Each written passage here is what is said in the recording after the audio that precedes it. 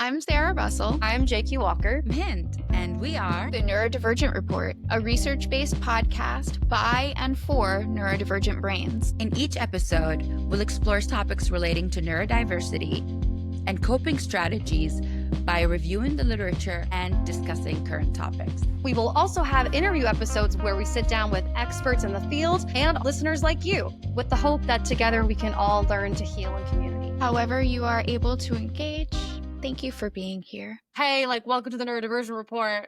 Sarah, Jay, yay, we have a guest. Susan, why don't you introduce yourself? And then, Yeah. you could do that. Sometimes that actually works out better. Where do you live? New Hampshire. Where are you from? I'm from Connecticut. I thought you were pretty local. Yeah. Yeah, and Jay is in New York. Yeah, Buffalo. So we're all East Coast. Your children both have degrees in mechanical engineering? Yeah. Sounds expensive. It was. That's very cool. Yeah. Mm-hmm. Hello, I'm Sarah Russell, the host of the Neurodivergent Report, and today I'm joined by my co-host, Jay, Hello. and our guest, Susan Fitzell. Hello. Susan is an author who's launching a new book, Neurodiversity in the Workplace. She's also been an educator for over 30 years. She's done international speaking, coach work. I think what we're gonna spend the most amount of time talking about today, so I think it makes sense to anchor that in the beginning, is really the idea of the inclusive, dynamic workplace design, which is sort of like the second part of that book title. I think now more than ever that topic is so valuable, and so I'm so glad that you're here to talk to us about what that might look like a little bit. Yeah, anyway, thank you so much for being here, Susan. Welcome. How would you describe the work that you do? Well, what I do is I work with organizations to help them support neurodivergent either students or workers. So I've been working in education for my entire adult life, my entire career, and working with students, and then eventually started as a teacher, and then eventually became a coach, consultant, author, trainer for school districts all across the country and even some other countries. I've spoken and worked and trained in Canada and in Amsterdam, and I've done some virtual work with companies over in the UK. So some of it has been outside this country, but most of it's been within the United States. And so I've worked with schools forever, with helping students who struggle in school to be successful, helping their teachers help them be successful. And then through my travels and talking to colleagues and people I met on the plane and sitting next to me that were corporate CEOs or managers in the workplace, and then listening to them talk about the struggles they had with their employees. Because the minute they found out what I did, they'd say, I think I have an employee with ADHD, and so we'd start talking. And then I realized that what I'd been doing in schools my entire career was also needed in the workplace, because management gets students that I had in class grow up and they become employees. Yeah. And as one of my former students said to me when I went to work for him in his school was, people think that, our learning challenges and our neurodivergence goes away automatically, magically after we graduate school, but it doesn't. and he says, unfortunately, most people don't understand that when they're in the workplace, and there's no training. I mean, managers and corporate employees don't typically get training on how to support employees with neurodivergence, because it's not part of the curriculum. If they went to school for it, it's very rarely part of their training. So it's a hole in supporting needs of employees that most people haven't addressed. There are some people starting to address it now, but most people haven't addressed it. And consequently, companies aren't getting the best out of their employees, and employees are often hindered by the difficulties they might face at work. So it kind of goes both ways. Mm-hmm. That's such a interesting trajectory because, well, I mean, for a lot of reasons. We see a lot of teachers sort of leaving the field, but I mean, also there's like growing and moving up, and like you can't stay doing the same thing forever. So that was not at all meant to be shade. Oh, no, Just it's an not. observation. No, I think there's a lot of But it teachers. is Yeah. really those are great skills like to Yes. take with you. Hmm. I have two younger kids, and I've been taking all these parenting workshops, and every time I learn something new, I'm like, wait, that has roots in like personal psychology stuff that I learned for my own emotional self-regulation. Like, and I kept seeing it over and over and over again, and I was like, okay, I think maybe it's all just the same then, where people don't really fundamentally change then. No, and that's exactly right. How people learn. And I actually have said this to senior teachers who teach seniors in high school, for forever. I've said this to them. How children learn in kindergarten is really no different than how they learn in high school. Yeah. We often think, well, they're older now, they should be able to learn this way, but that's not the way the brain operates. How we learn is how we learn. Our brains how we learn doesn't really change as we get older. The only thing that changes is how people teach us. It's so interesting. Like, I wonder why things like charts and pictures, like, I guess more the picture part of it. I wonder why that has like a connection to like just kids. Like, I wonder like where it comes from for people to say like, oh, that's such a childish way to learn, or you need to learn in a different way. Like, I don't know. I think oh gosh, this could be a complex answer, but Yeah. back many, many years ago, a man named Binet, think of the Stanford Oh yeah. Binet intelligence test, wanted to find a way to measure intelligence. And it's very difficult to measure things like creativity or art or drawings, or there's no black and white multiple choice answer for any of that. And so the testing was primarily focused on what we call verbal linguistic, essentially what we say and what we see for words. It's words, right? And so education started being centered around words and just words because that's what they were measuring with the tests. Well, that makes sense too. That's very factory model of them, which Mm-hmm. also came about at the same time. Yes, a lot of people don't realize this, but public education was started in this country to educate factory workers. That's exactly what they wanted all the people in schools. They wanted them learning, making sure they knew English, understood English, knew how to read, write, and Hmm. do arithmetic. That's it. Well, They just needed actually, those things. Yeah. Yeah. also they came about at the same time as we outlawed child labor. Hmm. In this country, we sort of needed somewhere for these kids to go. To go. Right. And so we put them in the public school system where, yeah, we taught them how to be good workers, good, obedient civil servants. And so, yeah, that's sort of what we've been measuring ever since. Yes. Yeah. And so when you're like a divergent person, when you fall outside of what's expected, that's when we start like looking at you and like, what's wrong with you? And like, how do we fix you? But that's not always the right question.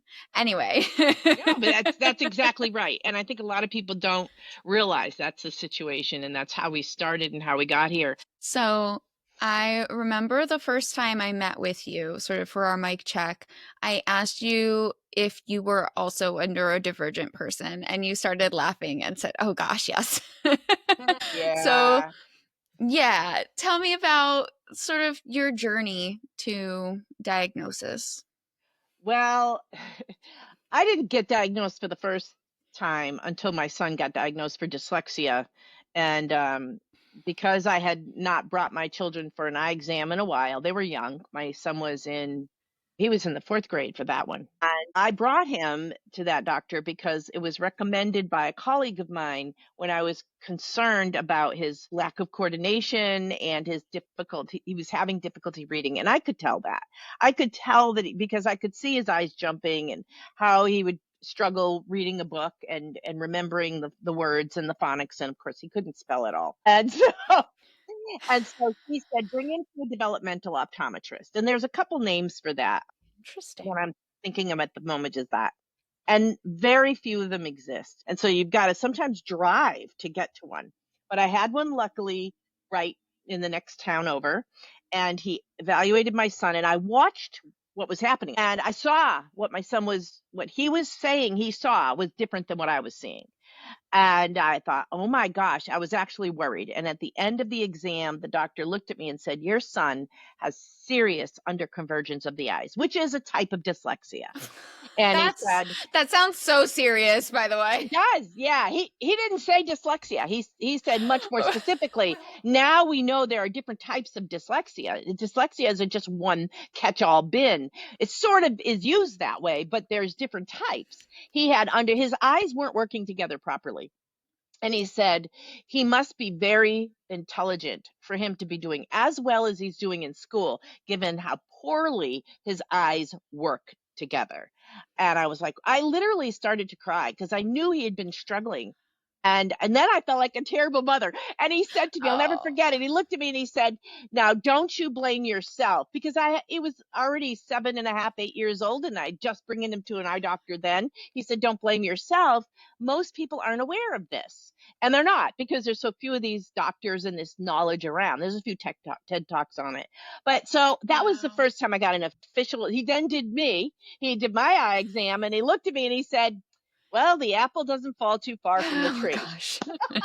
I'm so sorry. I need to jump in here because when you were talking about this, I have recently been to the eye doctor. I had the same tests.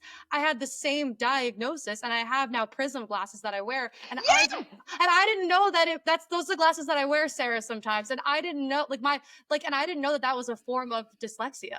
It is. They don't call That's it that crazy. at the optometrist, but it is. Yeah. If you look up it is. Because And I you're have talking about prism. coordination and like reading, and I'm like, oh man, that was why I went. And like, Yep. wow, yeah. Yeah. These Yeah. glasses right here are trifocals, and they have prisms. Wow. Yeah. Now I just want to go get my glasses. Show them I'm off. gonna need to find one of these doctors immediately, because Yeah. I'm fairly certain that we all have this problem Mhm. in my family. Well, me and my son, my 11-year-old. It is hereditary. Left-handedness runs so strongly on my dad's Yeah. side, and my dad also has severe dyslexia plus. I'm just gonna say Yeah. that. Here's the beauty of it. There's a cure, and nobody talks about it. It's the freaking And glasses? the glasses are a cure for me And- because I'm older, but they actually have something called vision therapy. Yeah. And if you were, what they explained to me is athletes get this therapy, like baseball players, because they get this therapy and they actually are hit better and pitch better and all of that. So it's used for like Olympic athletes and Wow. baseball players and everything. But it can also be used for students. Wow. The current eye doctor that I have that's also into this specialty said it's getting to be a bigger problem because people are looking at their phones too much. And when your eyes get that narrow focus, you're actually not exercising your eyes and doing all the things that you need to do to make sure they stay healthy and have a wide range of vision and can have the depth of Amazing. vision and all of that. Right. Nature walks. Yes. Yeah. She was talking about the forest scanning. Yes. Oh my Yeah. gosh, we were just talking polyvagal theory with our dear friend Abby last night, and she was talking about like how you could basically get like EMDR light by just exercising your eyes a little bit. Right. Right. Yikes. Wow. Right. I'm so glad we went down this rabbit hole. What Yes. a fun story. Yeah. So that was my first official diagnosis and my son's diagnosis. But over the years, I used to see myself a lot in my students, and I think that's what made me such a good teacher. So it had extra ability to help teachers and adults help their kids and their students because I lived it and I knew it. And then as I got older and I started doing more research and talking to different people about different things, I realized I have more than one neurodivergence, which most people do. If our brains are wired differently, sometimes they're wired differently with other things too. Like a lot of people who are autistic are also ADHD. That's why they call it ADHD. So it's very rare that we have just one thing going on. I mean, when my son got diagnosed with central auditory processing disorder, now they call it auditory processing, cut out the central, but either way, I then later, with a few years later, went to an ENT because my kids kept saying, "Mom, you need to get your ears checked. You need to get your ears checked." And then I was told, "Oh, you have that too." So it just starts, it bubbles up, and Yeah. part We of it become is, a kaleidoscope. yeah. Yeah, yeah, that's a great analogy. We become a kaleidoscope. Yeah.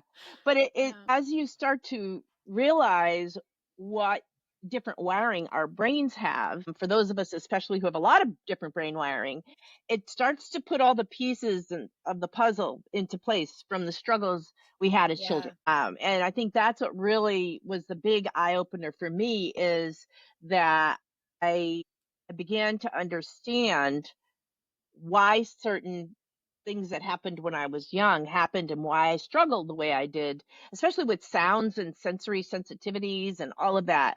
And then it ended up that I realized I am also in the spectrum. So when I got that understanding, everything fell into place. So a lot of people ask me, why bother get diagnosed? And I think it's because it helps us to feel better, if anything, about ourselves, and understand we're not just weird. I mean, because for years I felt like I just didn't belong on the planet. I didn't fit in anywhere.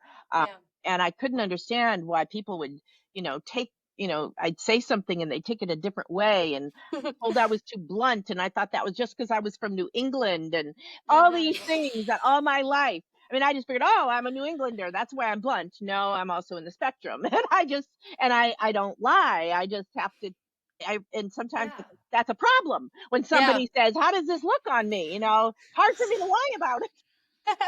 Yeah, and I think the other piece of that too is like, so it's like about like it's about understanding, maybe putting the pieces together about what's happened, but then going forward, you know how your brain works so that you can Mm. improve your life. And I think that getting that concrete, like, yes, this is what's going on, like, I think that that could be really helpful for a lot of people. It can.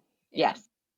Yeah. That all of that variation in neurodiversity that we were just talking about has to make it really difficult for designing communities, let alone workplaces, let alone schools, that are Mm-hmm. truly inclusive, first of all, but also like not even understanding who you are and why you do things a certain way makes it really hard to advocate for your own needs. Correct. Yeah. Because a lot of us, So if it's like we, a two-pronged problem, really. right, because a lot of us were told there's something wrong with us because our society uses a deficit mindset. In Mm-hmm. schools, it's not about what is this child really good at, and let's focus on that. It's, oh, what is this child not good at? And let's focus Mm-hmm. on that and make sure they get that better. And then what often happens is the things that they're really good at don't get enough attention. So those almost become more average because they're not getting the training to lift up their skill set, because we're too focused on what they aren't doing well, and we Mm-hmm. focus Mhm. on what their failures are instead of what their successes are. And something as simple as, whether it's in the workplace or in schools, is designing learning so that you have multiple modes of learning beyond just, some people say, well, we have multiple modes of learning in our LMS system because we have it, they can listen to it and they can watch a video and they can read it. That's still all, maybe there's some auditory there, and the video might have some visuals, but if it's a person talking, it may not have the type of visuals they need. And Yeah. where's the hands-on aspect to that? And is it chunked in a small enough bits for someone who might struggle with a lot all at once? And is the learning happening in an environment that's going to sensory, if you're trying to learn in an environment with an uncomfortable chair and buzzing fluorescent lights and noise around you, that's going to Mm-hmm. be a problem for some people, especially neurodivergent people, but not necessarily everyone else. So it's, when you say, is it difficult to design a workspace? What I often do is, instead of taking the attention and putting it only on the people who seem to be different to you, or learn differently, or are working differently, or you think maybe they're ADHD or maybe they're dyslexic, just create an environment where people can pick and choose where they want to sit, where they want to stand to work, what kind of lighting they may want. You could have different options for lighting. You have some lamps where you can turn off the fluorescent lights. It just depends. If you create an environment that supports everybody, it's a lot less work than if you're trying to say, oh, this person needs this and that person needs that. And I got to remember all of this. Yeah. And I have to do all this paperwork with HR to take care of all these people that Right. are, and it becomes overwhelming. And that becomes, then management thinks that those people are, the people that seem to need Mm-hmm. more, need accommodations, are difficult to manage and difficult to work with, Right. and they're not conforming. And whereas if you start with the idea that if we design like that inclusive dynamic workplace design, if we design our office space so that we've got different options, just different options. Manager doesn't have to micromanage that. People can pick and choose, just have things available so that people can be in an environment that works best for them. I wish that more workplaces were like that. Well, me too.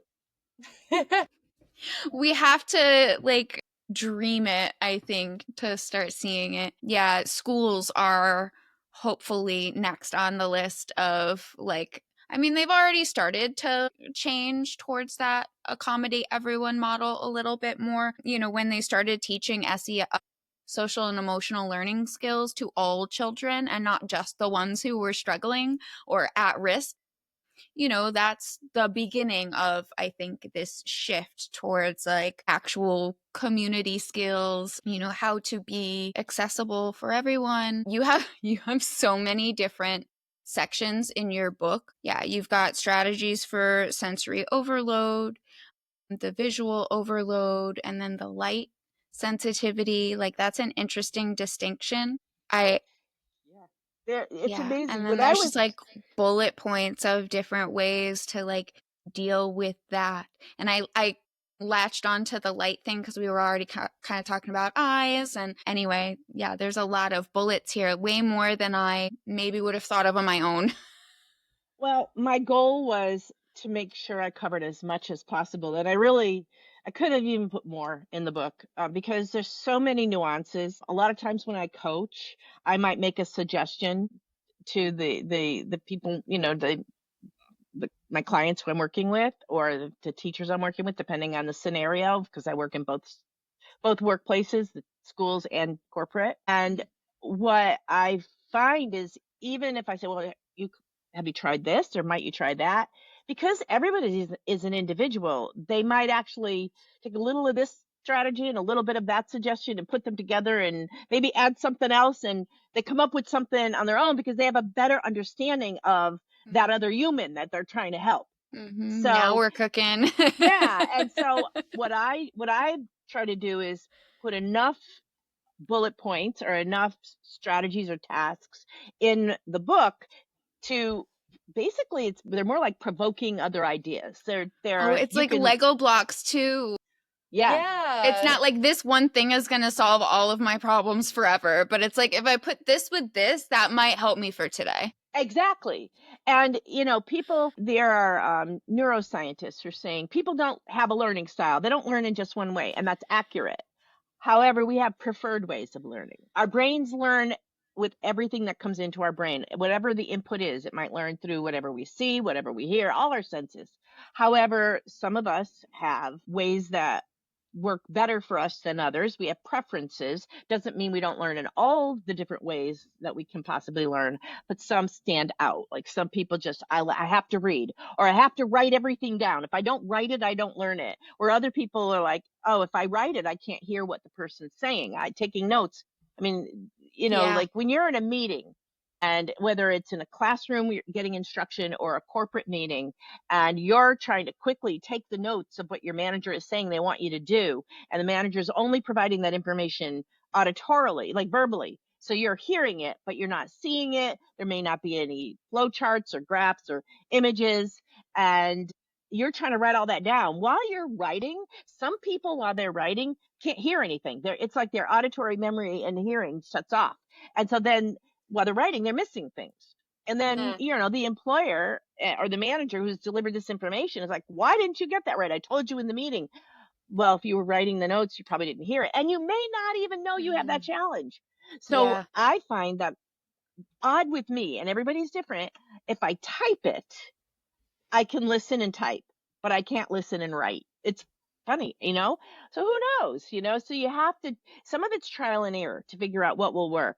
And that's why I feel like when you're looking at designing a workplace to accommodate the strengths of all your workers, their gifts, which is like a gifts mindset instead of a deficit mindset, then you might provide like different rooms. I mean, maybe you have a small, you know, conference room where you have meetings, but you have subdued lighting available in that room, and maybe some soft music. And somebody who's starting to get, Sounds overwhelmed, nice. overstimulated, they might take their laptop or their paperwork and go sit in there for a bit till they can get calmer and get back to a space where they could be out with the other people and do peopling.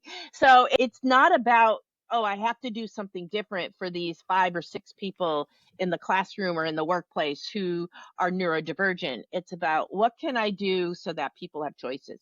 And what's Hmm. surprising to most people who provide this kind of environment is people they never expected to use certain tools, strategies, environments, techniques, visuals. They're like, I would have never thought that person would gravitate towards that or needed that, because Yeah. they don't communicate it. I mean, I can't tell you how many people have met me on Zoom and interviewed me to work with their, to do a webinar or a keynote for their workplace, and then Mhm. they say, we don't want to tell anybody. And the one time there was two, and like, I'm really ADHD and I'm dyslexic, and we've been working together for 7 years, and we didn't even tell each other because we were afraid people would think less of us, and people would think we were less capable, or people would think Yeah. so we want a workplace where it's safe to disclose how we learn and ask for those accommodations. And I think the thing is, it's not about bringing those people in as much, because we are trying to do that too. 45% of, that's the latest statistic on hand, of autistic adults are unemployed. A lot of times it's because they can't interview, they don't have the eye contact and that sort of thing. So we're trying to figure out how we bring this talent in to our workplaces and support them. But the thing is, we already have a lot of these people in our workplace already, and they don't even know it. I can't tell you how many people, even friends that I have, that I'm like, I know that person is neurodivergent, but they don't know it. Yeah. Or Yeah, they're not we were telling, or they're not we were telling talking about anybody. that yesterday too. Yeah. Mhm. So it's not like these people aren't already in the workplace. The only disadvantage to not doing these things is that you won't get as much out of those people. You won't get as much out of those employees. You won't, you're kind of limiting the ability for them to shine and show their gifts because they're trying to hide their Right. struggles. I'm Here's just a going simple back one. to your. I'll share something that is on the top of my mind because you brought it up in our last conversation and you brought it up in your notes to me before this session. A lot of times we give instructions to people, whether it's our family in the house, or whether we're giving instructions to students, or whether we're giving instructions to our employees. And because we understand what we're saying, we think they do. Mhm. Yes. And they don't. I mean, I used to run into this all the time when I was trying to support students in the classroom who were taking a verbal linguistic test, a written test. And I'd read the instructions and I would be confused. And I was the teacher. I'm like, what is this person asking? Sometimes I'd have to go to the teacher and say, what are you asking? And then in the work environment, it's the same thing. You have a manager delivering instruction, and because they Mhm. understand everything, they assume their employees are going to understand it. Well, we hired them and they have talent, they have skills, and of course, but many times we leave out little pieces that are important that we Mhm. just assume because we know what we're talking about so well, that may not be clear to the person we're delivering the instructions to or we're having the conversation with. And if the environment in our company, so here's another very, it's, well, I'd say simple thing to do, but it's actually difficult in a workplace culture sometimes to do, is to have that psychological safety so that somebody can say in a meeting and not be embarrassed, could you please repeat that? Or can you say that in a different way? Or I really am not sure I understand this. Could you explain it again? And if your employees aren't comfortable asking those questions, you'll never know, and sometimes they may figure, well, I'll just go back to my office and kind of put Chat GPT and or Google and see what put my notes and see Yeah. if that can or maybe I can find a Right. video that tells me how to do what my manager wants me to do, Right. because they don't want to Mm. admit they didn't understand. I mean, I think it's a combination of two things. I think like two things, like, well, maybe combination is the wrong word, but I could see two things happening. One is that the situation you're describing where like they're just genuinely don't feel comfortable saying it. They're worried that like they're gonna like that their boss is gonna think that they were being irresponsible or Right. like stupid or something. But then also something else can happen where it's good for understand that people have different learning needs. Right. But I think also the second part of that is like not taking it personally. So but the other part of this that I keep alluding to is if you ask a question and asking someone to repeat themselves, some people could think, do they think that I'm stupid? Do they think that I'm not doing a good job explaining this? Who are they to ask? Like, I did a good job explaining it. And I think that some people might have a hard time with like kind of letting go of their egos. And maybe it's also like not just being the most educated on like different ways that people learn. And yeah, just like not taking things personally, I guess. I think it's the other part of that. You bring up something really important, and I would say once I realized I was in the spectrum, I'm going to use that term. I could say once I realized I was autistic, but like, it doesn't Yeah. matter. I'm just Yeah. that is one thing that all of a sudden fell completely into place, because I have to understand the details. I have to understand why we're doing something. I have to understand the process. I have to understand what you really expect of me. And consequently, I ask a lot of questions. And because Yep. I'm blunt and because I'm direct, I say exactly what I'm thinking. And I don't always put a lot of flowery stuff around it. Like I wouldn't naturally say, you explained that really well. Really And I well. know that Yeah. you're such a great manager, but could you please elaborate a little more? I mean, I That don't just go feels through all so that. that feels so That is so much unintuitive. emotional labor. Like, no, thank you. I know. don't get paid enough for that. Oh my God. Exactly. But I've had the same experience, and we were actually talking about this. We had a listener, Jad, on the show a few episodes back, I and saw he was that. talking about his experience as an autistic person in the workplace, how he's more of a bottom up learner where he wants all the details. And like him and I were talking about how we've had very similar experiences. Sounds like you have too, being an autistic person in the workplace, just being like, I'm asking questions because I want to know. I want to make sure I have your expectations and like I'm doing everything well. Right. So me asking questions is so I can do a good job, and I'm being direct because I want to communicate efficiently, because I did not think it was my responsibility in this interaction to make sure that you're feeling okay about yourself. Like, Our brain doesn't even work that way. It just doesn't work that way. Yeah. And what I have experienced is, because I'm a strong and passionate personality, as you probably can pick up just from the video here, just from this conversation, is oftentimes they felt like I was being passive aggressive and challenging them.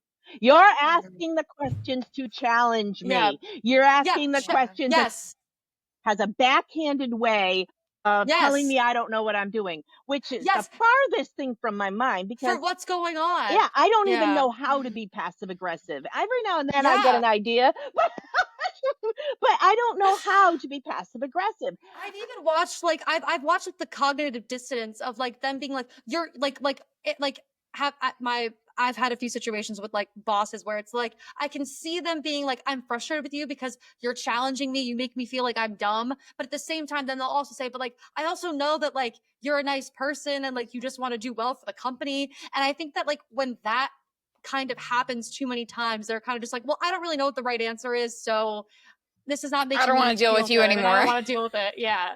Exactly. Exactly. Yeah. And so in some cases, like when I'm working with corporate people, I'm speaking in a corporate environment. Part of my presentation is, that employee that asks you 1,000,001 questions, they're really not trying to give you a hard time or challenge you. They're just trying to understand. And They just want yes, to give you what you want. They don't want to waste Yeah. their time doing work Or that you didn't yours. ask for. right, Yeah, right, because the amount of times where it's like, I'm asking all these questions because I could either waste like your money by doing something that's not what I'm supposed to be doing and doing it in a way where I'm like burning resources and again, your money, or it could take like 10 minutes to respond to an email, or we could jump on a call where you explain to me what you want and then we're not wasting time or money. correct, So, correct, yeah. correct. It's Yeah. really, it doesn't have to be this arduous process to accommodate neurodivergent workers. It's more of a like a mindset and an awareness piece, and then knowing the strategies and the things to do, and you do what you can, but you can't do everything. Some Yeah. workplaces are small. Well, we don't have a conference room that we could set up and make sensory. So all right, Right. you allow your employee to maybe go. I used to go sit in my car during my Mm, lunch period if it was nice enough out and I needed that sensory overload was too much. I would literally walk out to the car and have my lunch in my car because I yeah. could control the environment, the temperature, and I could have the quiet I needed to regroup and pull myself, back to my energy level up because I would be Yeah. exhausted. Yeah. And so, it may be, but some employers might say, "Where are you going? Why are you leaving?" I mean, even some of the schools I've worked with, teachers, you're not allowed to leave the building, or you have to sign out, or you need permission. It's like these are the things that make it difficult for Yeah. employees, and they're really not Mhm. necessary. And then working from home, of Right. course, as we all know, really was a boon for a lot of autistic employees and neurodivergent adults who found that they could focus better, especially if they could choose the time of day they worked. Mhm. So of course I work from home because I work or I'm on the road doing a keynote or a training or coaching. But when I'm home, I'm working in an environment that I've designed that I know works well for me. And Yeah. that's a Mhm. beautiful thing. Unfortunately, in the workplace, that's harder to do. It's finding that balance for your employees that they can get what they need, even if you don't necessarily have the ability to provide all of it for them in the workspace that you have available. Can you be flexible? Can you be flexible about Allow them to self accommodate, please. right. And that's where in the book I made the book because it is long and there's a lot in it. I made it so that if you're an HR person, read the first chapter and so that you Hmm. understand that piece, first two chapters, you'll understand all about neurodivergence after that. And you'll understand dynamic workplace design, which is a really short chapter because the rest of the book kind of addresses it too. And then Yeah. choose if you're a manager, read just that. If you're HR, just read that. If you're interested in how people learn, read that chapter. And then if you're the person who is neurodivergent yourself and you want to know how to accommodate for yourself or request accommodation, then you read chapter 9, which is the chapter that I shared with you. So Yeah. it gives everybody an opportunity to get what they need and only what they need and not have to feel like they have to plow and work through 345 pages to get that I love information. TV shows that you could just pick up wherever and then it just makes sense. Hmm. Like you don't need to know the backstory. So yeah, the book is seems like very much like that. I also probably read the table of contents just so you Yes. know like what problems you might be able to solve here. But yeah, before we stop talking about it, I just wanted to mention that chapter 9 that you were talking about does end with a sort of like communication strategies for when you do need to ask for accommodations. Yes. Yes. I know that can be a really like difficult, like emotional time period for some people, especially these days where like, is it even worth it? Blah, blah, blah. But, just like it's really important to just understand like some phrasing that you can use. And you gave that. Yeah. Well, You gave some phrasings to use. and that's where my own neurodivergence has really helped me to help others. Mm. Hmm. Many years ago, we're talking back in the early 90s, I was struggling. I was a relatively new teacher at that time. I was teaching And I was struggling to handle discipline of these neurodivergent teenagers that I had in my classroom. I mean, I would have a classroom special ed at that time. I was a special ed teacher. I had, up to 20 students in the classroom. They were all challenged in some way or another, including behaviorally. And so I took a week-long intensive workshop on behavior management for that, to be able to figure out how to handle that in the school, in the high school. And one of the things that I hated the most about the training, but helped me the most, was role playing with specific scripts. And it was those scripts that I realized really helped me in the long run by practicing them, by memorizing them, by working them, because we tend to speak, whether we're speaking to our students, our children, or our employees, the way we were spoken to when we were children. We repeat parent tapes, and those aren't necessarily the best way. Depending on the situation and how you were raised, they're not necessarily the best way to manage your employees or your students. And so when I didn't know how to say things, and so I had these scripts I could memorize. And then since then, I've seen how valuable these are for other people trying to figure out, what do I say to the student, or even what do I say to I did bullying prevention for a while with adults and students. How do I reply back? How do I respond to this person who's harassing me or bullying me? I gave them scripts. You can say this, and exactly what to say. And then I was interviewing an autistic gentleman who runs an insurance brokerage. And he said networking is really important for what he does. So what he does, he literally writes out scripts for himself that if somebody comes up to me and says this is what I say back. So it's really extremely helpful to have scripts for autistic adults who aren't sure how to navigate strange, conversations, things they're not comfortable with or used to, or it's not in their Or even just something that expertise. provokes an emotional response. Yeah. Like, I tend to get really overwhelmed with my internal feelings of emotion. And so it's like super distracting when I'm trying to talk. And sometimes that limits my ability to use my voice. Yeah. So it's just all these little things that can make such an immense difference, but they're not that hard to implement. They really aren't. It's more about awareness and being willing to be flexible. It also ends with sort of the know your rights, which I just looked up, and the Americans with Disabilities Act is still currently a law. And, so we have to keep checking these things. Check. Yeah. Just double checking. Yeah. You never know. I know. Anyway, that was funny. I think what I love to do is, and I think that act is really important. And I have learned through my own experience working with organizations, a variety, even nonprofits that work with, domestic violence and supporting advocates who work with people who've been abused and so on and so forth. There's so many, this is human. This is a human thing. I don't just get asked questions from, a corporate manager or a teacher. I get asked questions. It's amazing to me what questions I get in email or on a phone call that I would never expect, because it's a human thing.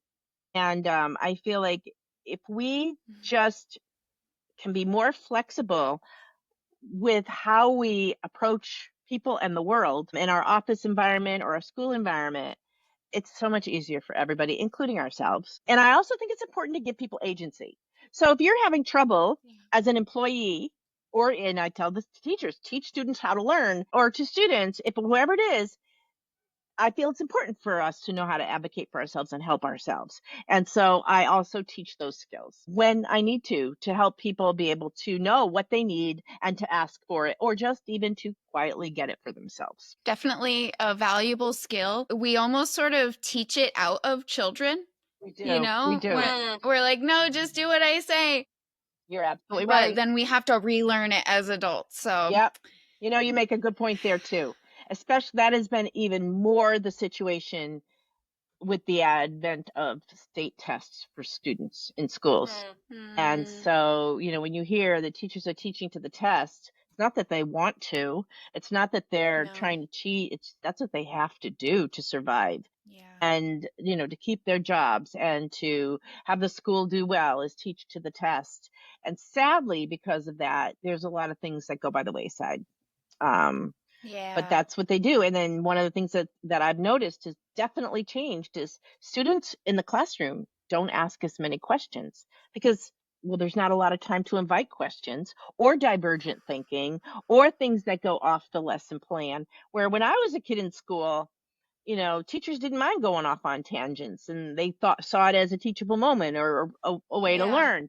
But now teachers are so pressed for time and getting those test scores up that they might shut down those questions that seem to be a bit of a tangent rather than take the time and comfortably address them. And it's a shame because what we're finding is in the workplace, a lot of employees will not ask the questions they need to ask to do their job well, and consequently they're doing something wrong. They didn't do what you were doing, Sarah, and saying, I really need to understand this so I can do it right, not waste your time and your dime. But instead, they hole up and they don't say anything because, well, they don't have a lot of practice asking questions. And when they did, they were shut down as a kid. Yeah. Or worse. Or worse. Yeah, definitely. Or worse. I'm so glad. Yeah, I'm so glad that we were having this conversation. It really does feel like everything is all coming together too. Because, yeah, with all this parenting workshop stuff and then like education reforms and then workplace reforms, like we just don't escape like the lessons from our childhood. Like we can't grow out of relationship dynamics unless we are like consciously aware of them. Correct. Which is why parenting. I'm not Yeah. I think that's what Freud was trying to say. Yeah. But I mean, I commend you for taking the parenting courses because I mean, that's what I did. I took a lot of parenting courses It because, gave me scripting. yeah, it told me, and it gave me assurance that there was research behind what I wanted to do with my children. I wanted to raise them differently than the way I was raised because I was raised at a time where it was do as I say and not as I do, or do as I say or else. And I wanted to raise my children to be critical thinkers and to make good choices and to feel brave. And they've done that. I mean, they're amazing adults because That's they so weren't beautiful to limited. hear. Yeah. But I needed Yeah. parenting courses to help me with that because, It's yeah. it's something that Sarah has said before where she like I forgot what episode we were recording, but you were saying something where it was like, yeah, like neurodivergent people like need metrics because and like I think that anybody could benefit from metrics too, but like the idea of like a script or like a checkbox, like we were talking about it one time, but there was like that like it's like a 4-letter word where it was like to get like oh, I forgot what the example was, but it was a example of like how to it was like how to help your kid like transition maybe like you know what I'm talking about? Yes, yeah. Yeah. Yeah. And it, like I'm like I don't have kids, but I've want to one day and I've had like similar thoughts of like okay, I want to make sure that like I'm not like slipping into like authoritarian like if I'm getting like frustrated with my kid and I want to make sure that they would be a critical thinker and I want to like always approach them with like empathy, but sometimes that can be very hard, especially if you don't always know how to do it in an effective way. And having metrics like that and like step-by-step processes to be like this is how you can facilitate like that is fantastic, you know. So where can people find you on the internet? Where can people get involved with your work? Oh my gosh, all you have to do is type my name in the internet and I'll come up. I could never hide. I couldn't I can't hide. If ever they had to hide me, they would have to change everything That about has me some because trouble. I'm all over the internet. But just type in my name. My website is my name, Awesome. susanfitzell.com. And if you're an educator listening to this, you can go to the education solutions or you can go to the business solutions. And then I have an extensive blog with articles. I have almost 100 business articles on my blog, and then I also have like 500 or 600 education articles. And so you can use the search box to find topics you're interested in.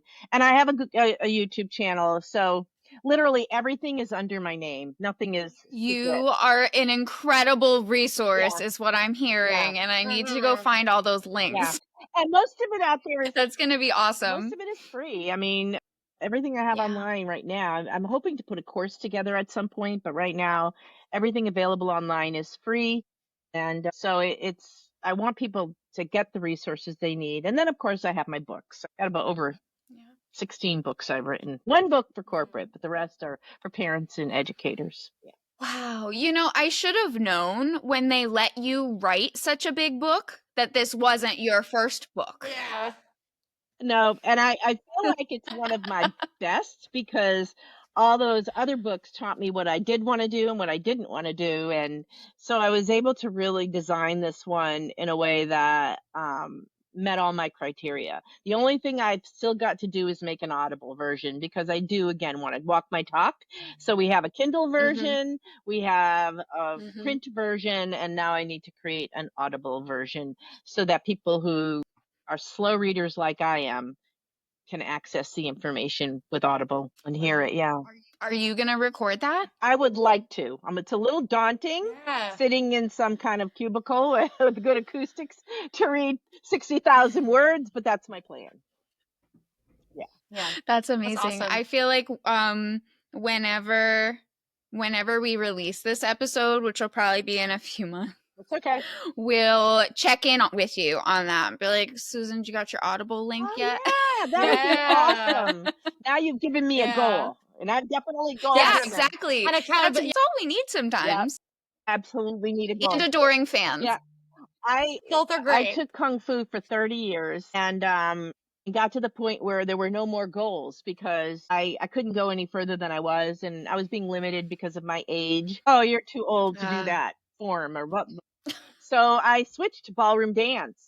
And but I didn't just go to learn to dance socially. I had to be competing because I needed a goal. And that I have to know that about myself. If I don't have a goal or a deadline or a person to meet at the gym, I'm not going.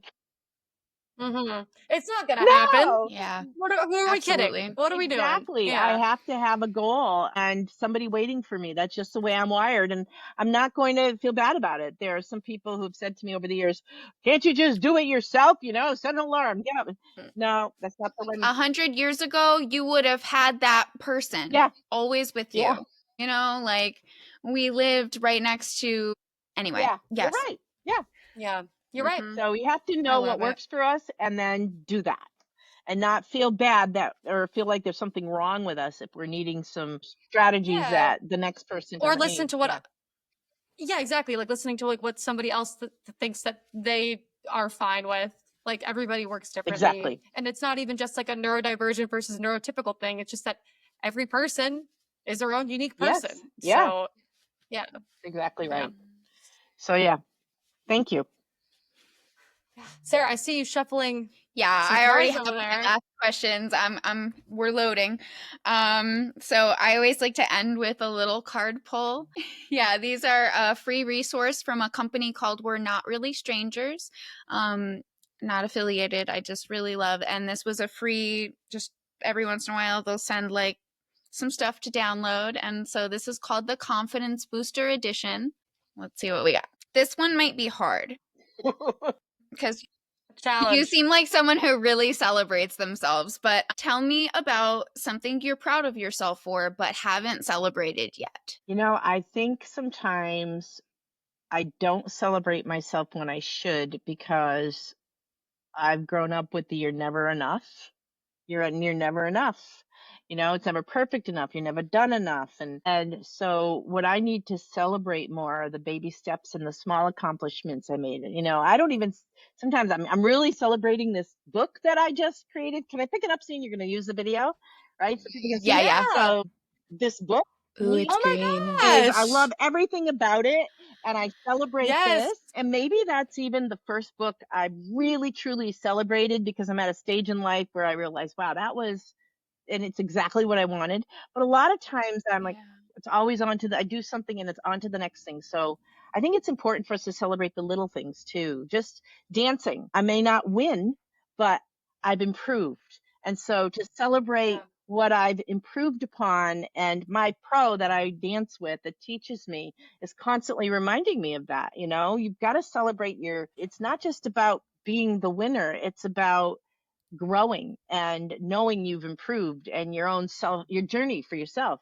And I think a lot of people forget to celebrate those little things.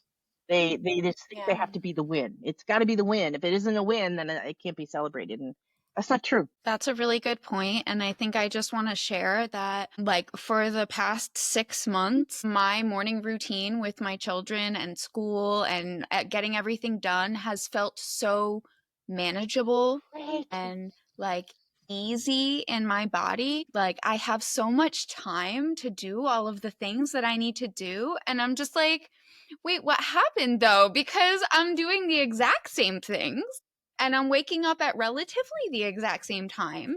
And so I don't exactly know how that's all happened, but I just decided that I wanted to feel good in the morning and not rushed. And we've been doing that now for 6 months. And I just realized, I guess, Good. Celebrate it. Yay! Yeah, you've been Yeah. successful. that's Yeah. a small win, Yeah. but it's a huge win. What the heck am I talking about? Oh, it is Yeah. a huge win, because if you start your day and your children's day from a place of calm, they're going off to wherever they go to next, calm and Mhm. not all, emotionally That's right. deregulated. They're regulated, and you are for the rest of the day. So you can look at the rest of your day and be more productive. So that's a huge win to start off your day that way. Yeah. Yeah. Kudos to you. That's true. I celebrate Sorry you. to like Yeah. piggyback on that No, question, but Yay! celebrate No. you. Yes. Important. Yeah. well, Susan, it's been really great talking to you today. It's been Well, amazing. thank you. Yeah. Thank you. Thank Hopefully it you. helps your listeners to get some Yeah. support and understanding. So that'll be awesome. Yeah, seriously, it really, Sarah said this before, I'm gonna just echo it again, that like, it sounds like you have so many great resources for really anybody. So please, guys, go check out Susan's stuff. And Susan, we tell people this, but like, if you ever want to come back on the show to talk about a specific topic, to promote a like upcoming project or whatever you want, like, please. You get that course Yeah, together. there you go. Yes, get the course together. Like, we love talking with you. This was All right. great. So like, Well, please, thank you. anytime. Appreciate that very much. I've Yeah. enjoyed talking with both Yeah. of you. It's been great. Yeah. Thank you for the opportunity. Awesome. Thanks again. You're welcome. You Yeah. take care. All right. Bye-bye. Bye. Enjoy the rest of your day. Bye. Bye-bye. Thanks for being here. If you want to connect with the Neurodivergent Report, you can find us at ND Report Pod on Instagram, Threads, TikTok, YouTube, Blue Sky, Substack, etc. If you're looking to support the show, the best thing you can do is subscribe and leave us a 5-star review. Please do that. And hey, if you want to check out more about us, visit our website at ndreportpod.com. And you can also go there if you want to be a guest contributor on the show. Until next time, be well, do good. Bye.